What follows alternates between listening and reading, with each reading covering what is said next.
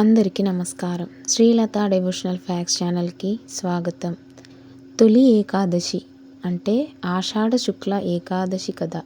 దీనినే శయన ఏకాదశి లేదా దేవశయన ఏకాదశి అని కూడా పిలుస్తారు. ప్రాచీన కాలంలో భూలోకంలో ధర్మపాలన కోసం శ్రీ మహావిష్ణువు పరమాత్మ తన అలౌకిక రూపంలో అవతరించి సనాతన ధర్మాన్ని స్థాపించారు. భక్తుల రక్షణ కోసం ఎన్నో వ్రతాలు ప్రవేశపెట్టాడు. వాటిలో ఒకటి శయన ఏకాదశి. ఈ రోజు నుండి శ్రీహరి చతుర్మాస నిద్ర ప్రారంభిస్తాడు. ఈ 4 నెలలు దేవుడు పాతాళ లోకానికి వెళ్ళి యోగ నిద్రలో ఉంటాడు. భక్తులు ఈ సమయంలో ఉపవాస దీక్షలు, జపాలు, నామస్మరణలు చేస్తారు. ఒకసారి యుద్ధ ధర్మాన్ని పాటించని రాజులు, పాపకర్మలు చేసిన ప్రజలు కలుషిత జీవితం గడిపారు. అప్పుడు విష్ణువు వారికి ఉపదేశంగా ఈ ఏకాదశి వ్రతాన్ని చెప్పారు. ఎవరు ఈ వ్రతాన్ని చేయగలరో వారు అన్ని పాపముల నుంచి విముక్తి పొందుతారని చెప్పారు. ఈ వ్రతాన్ని శుద్ధ చిత్తంతో, ఉపవాసంతో, రాత్రంతా జాగరణతో పాటిస్తే మోక్ష ప్రాప్తి కలుగుతుంది. ఇది సకల పాపాలను తుడిచివేసే పవిత్రమైన రోజు. పూర్వం కృతాయుగంలో మురాసురుడు అనే భయంకరమైన రాక్షసుడు ఉండేవాడు. దేవతలు, మానవులు, రాక్షసులు ఎవరు తనను సంహరించలేరని అతను బ్రహ్మదేవుడి నుంచి ఒక వరం పొందుతాడు.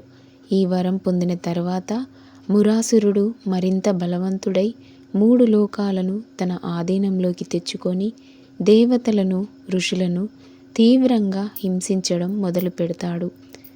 మురాసురుడి ఆగడాలను భరించలేక దేవతలు, ఋషులు శ్రీ మహావిష్ణువును శరణు వేడతారు. వారి మొర విన్న విష్ణుమూర్తి మురాసురుడితో 1000 సంవత్సరాలు భీకరంగా యుద్ధం చేశాడు. సుదీర్ఘ యుద్ధం వల్ల అలసిపోయిన విష్ణువు విశ్రాంతి తీసుకోవడానికి హిమాలయాల్లోని ఒక సుందరమైన గుహలోకి వెళ్తాడు. ఆ గుహలో శేషతల్పంపై పడుకొని యోగ నిద్రలోకి వెళ్తాడు. విష్ణువు నిద్రిస్తున్న సమయంలో మురాసురుడు అక్కడికి చేరుకొని ఆయన్ను సంహరించాలని చూస్తాడు.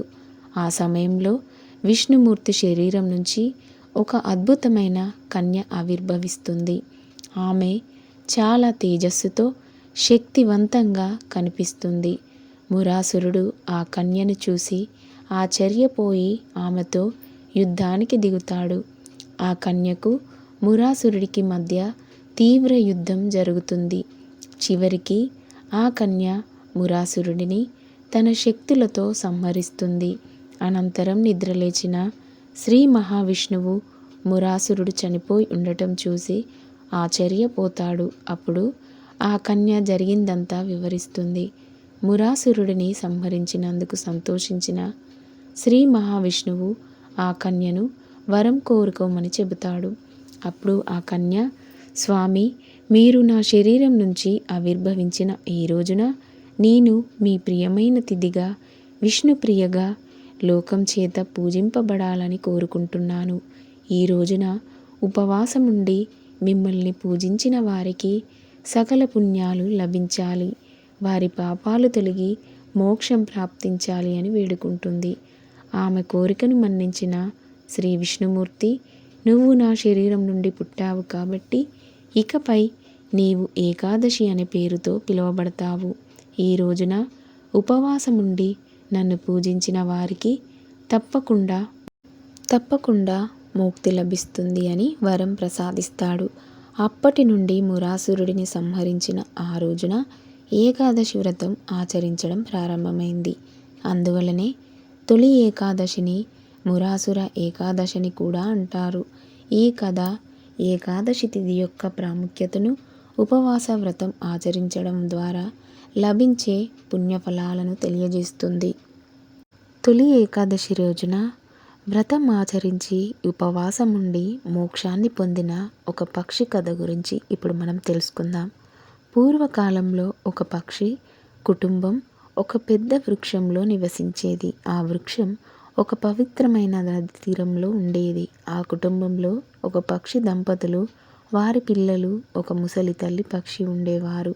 ఒకసారి శయన ఏకాదశి రోజున ఆ కుటుంబం ఉదయం స్నానం చేసి వ్రత నియమాలతో ఉపవాస దీక్ష ప్రారంభించింది. వాళ్ళు తినకుండా, మాట్లాడకుండా, నిద్రించకుండా శ్రీహరి దేవుని భజనలు చేస్తూ ఆ రోజు గడిపారు. రాత్రి కూడా జాగరణ చేసి భక్తితో నామస్మరణ చేశారు. ఆ సమయంలో ఆ కుటుంబం పక్కన ఉన్న కొన్ని ఇతర పక్షులు తమకు ఆహారం లేక చచ్చిపోతున్నాయని కేకలు వేశాయి. కానీ ఈ పక్షి దంపతులు తమ వ్రతం భంగం చేయక ఏమీ తినకుండా ధైర్యంగా ఉన్నారు. వారి పిల్లలు కూడా ఆకలితో ఏడ్చినా తల్లి ఓదార్చింది. ఈ విధంగా వారు ఉపవాసాన్ని పాటించి పరమ భక్తితో ఏకాదశిని నిష్టను అనుసరించారు. దీంతో ఆనందంగా విష్ణుమూర్తి ఆ పక్షి కుటుంబానికి దర్శనమిచ్చి, మీ నిష్ఠ, భక్తి, ఉపవాస ధర్మం నా మీద ప్రేమను చూపింది. ఈ జన్మలో మీరు పక్షులుగా ఉన్న తర్వాత జన్మలో మీరు నన్ను చేరుతారు, మోక్షం సిద్ధించును అని ఆశీర్వదిస్తాడు. ఏకాదశి ఉపవాసం కేవలం మనుషులకే కాదు, ఏ జీవికి అయినా పవిత్రత, పుణ్యం, మోక్ష ప్రాప్తిని కలిగించును. ప్రాచీన కాలంలో హిమవంత పర్వత ప్రాంతంలో వేదవ్యాసులు ఆశ్రమంలో ఉపవాసం చేస్తూ విద్యార్థులకు ధర్మబోధన చేస్తుండేవాడు. అప్పుడు నారద మహర్షి వచ్చి, తండ్రి, ఏకాదశి వ్రతఫలం ఏమిటి? దీన్ని ఆచరించడం వల్ల కలిగే లాభం ఏమిటి అని అడిగాడు. అప్పుడు వేదవ్యాసుడు ఇలా చెప్పారు. ప్రాచీన కాలంలో మాహిష్మతి అనే నగరాన్ని మహారాజు మందత పరిపాలించేవాడు. ఆ రాజ్యంలో బియ్యం లేక కరువు వచ్చింది. వర్షం పడక పంటలు పండలేదు. ప్రజలు బాధపడ్డారు. రాజు బాధపడి అరణ్యంలోకి వెళ్ళి మునులను కలిసి సమాధానాలు కోరాడు. అక్కడ అంగీరస మహర్షితో రాజు భేటీ అయ్యాడు. రాజు తన రాజ్యంలోకి వర్షం రాకపోవడం, ప్రజలు దుఃఖపడడం గురించి వివరించాడు. అప్పుడు మహర్షి మాట్లాడుతూ, రాజా, నీ రాజ్యంలో ప్రజలు పాపాత్ములు కాకపోయినా పూర్వజన్మలో చేసిన పాపాల వలన వారు ఇబ్బందులు పడుతున్నారు. దీనికి పరిష్కారం ఒకటే. వారు ఆషాఢ శుద్ధ ఏకాదశి రోజున ఉపవాసం చేయాలి. ఇది శయన ఏకాదశిగా పిలువబడుతుంది. ఈ వ్రతాన్ని ఆచరిస్తే వర్షాలు పడతాయి, రాజ్యంలో శుభ ఫలితాలు లభిస్తాయి అని చెప్పగానే రాజు తన ప్రజలకు ఈ వ్రతాన్ని ఆదేశించాడు. ప్రజలు ఏకాదశి ఉపవాసాన్ని ఆచరించగా ఆకాశంలో మేఘాలు కమ్ముకొని వర్షం కురిసింది. పంటలు పండాయి. అందరూ సుఖంగా జీవించారు. వ్రత విశిష్టత గురించి తెలుసుకుందాం. ఈ రోజు విష్ణుమూర్తి యోగ నిద్రలోకి వెళ్ళిన రోజు. చతుర్ముఖ వ్రతం ప్రారంభమవుతుంది. ఉపవాసం చేస్తే పాపాలు తొలగిపోతాయి.